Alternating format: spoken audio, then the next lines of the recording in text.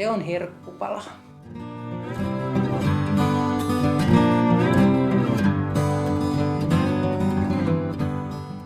Mä teen istumatyötä ja palaverista toiseen mä siirryn päivän mittaan hyvin paljon.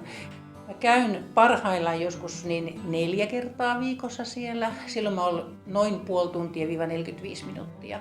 Mutta sitten on kertoja, jolloin mä menen vaikka 1,5 tunniksi sinne kaverin kanssa. Siellä on eri lihasryhmille laitteita. Siellä on jaloille, käsille, selälle, vatsalle.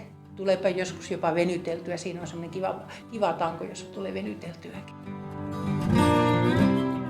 Lempilaite on kyllä nyt tuo jalkaprässi tällä hetkellä.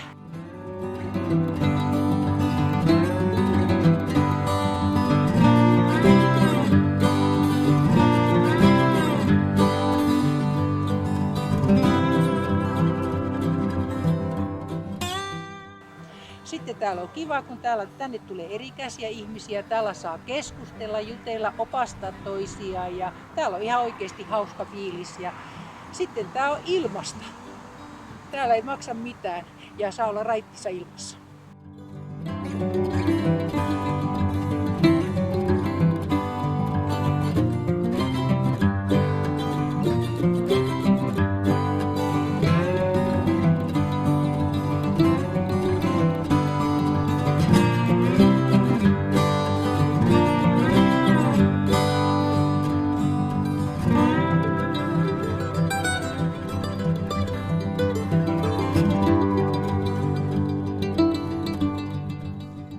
No, mullehan se on ihan herkkupala.